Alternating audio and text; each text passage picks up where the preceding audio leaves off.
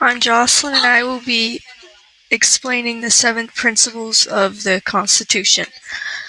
So, the framers of the Constitution constructed a new system of government. 7 principles supported to their efforts. To picture how these principles work, imagine 7 building blocks. Together, they form the foundation of the United States Constitution. In the pages that follow, you will find the definitions and main ideas of the principles shown in the graphic below.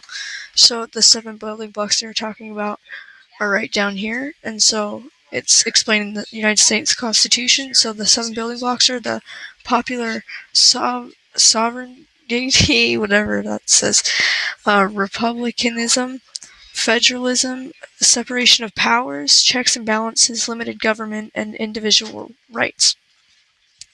So right here, so the popular sovereignty who gives the government its powers. We, the people of the United States, established this Constitution for the United States of America. These words from the preamble or introduction to the Constitution clearly spell out the source of the government's power.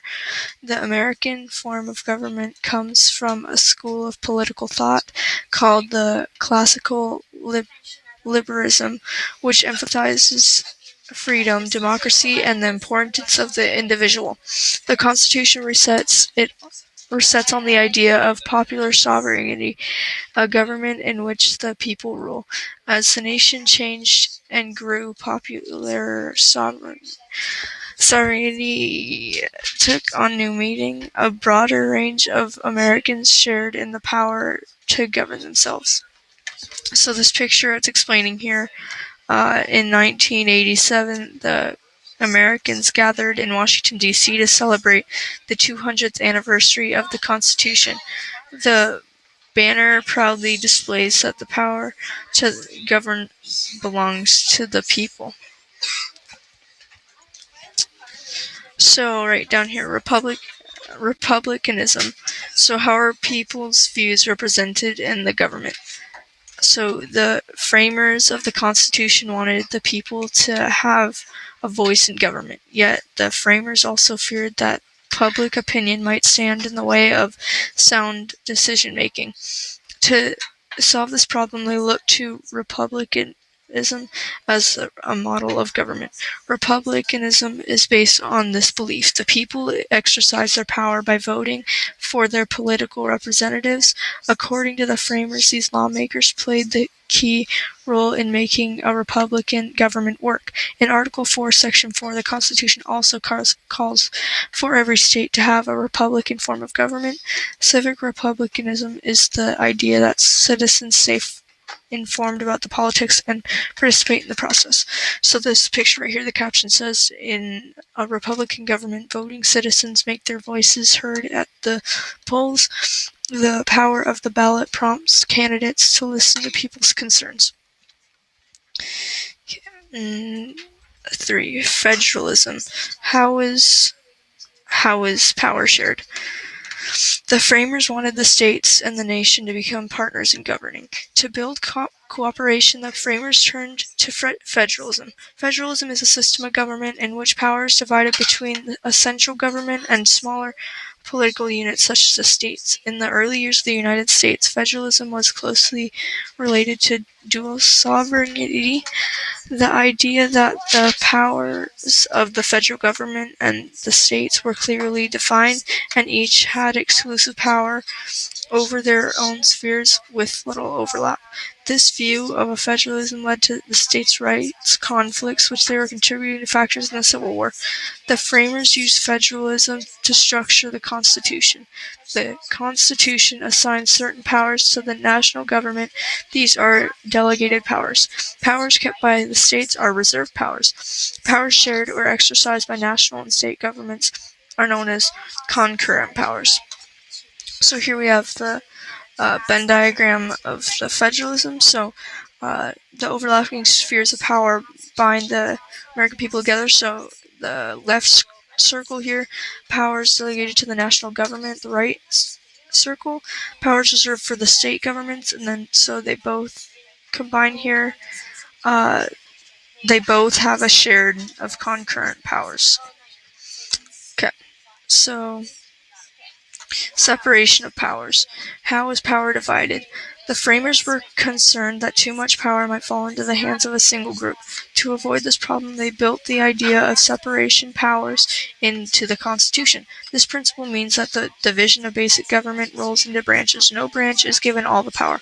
Articles 1, 2, and 3 of the Constitution detail how powers are split among the three branches. So separation of powers, so the United States Constitution, and these are the three branches. So Article 1, the legislative branch. Congress makes the laws. Article 2, the executive branch, President enforces the laws. And Article 3, the judicial branch, Supreme Court, interprets the law. So 5, checks and balances. How is power evenly distributed? Baron de Montesquieu, an 18th century French thinker, wrote, "Power should be a check to power," and his comment refers to the principle of checks and balances. Each branch of government can exercise checks or controls over the other branches. Though the branches of governments are separate, they rely on one another to perform a work of government. The framers included a system of checks and balances in the Constitution to help make sure that the branches of work together fairly. For example, only Congress can pass the laws, yet the President can check this power by refusing to sign a law into action. In turn, the Supreme Court can declare that the law is passed by Congress and signed by the President violates the Constitution. So here we have three branches, and so the executive branch, which is the President, checks on the Congress, which is the legislative branch, and when they check on the courts. And so the judicial branch checks on the presidents, but the executive branch also checks on the courts, and same for the judicial branch, checks on the Congress.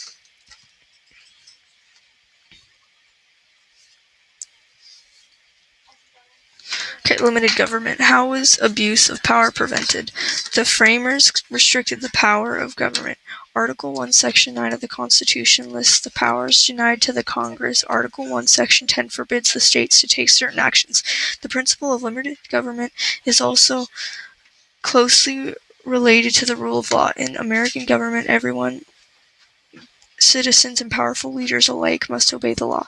Individuals or group cannot twist or bypass the law to serve their own interests. So this picture up here, it says in this political cartoon, President Richard Nixon shakes his fist as he defies the rule of law. Faced with charges of violating the Constitution, Nixon resigned as president in 1974. So individual rights. How are personal freedoms protected? The first 10 amendments to the Constitution shield people from an overly power of government. These amendments are called the Bill of Rights.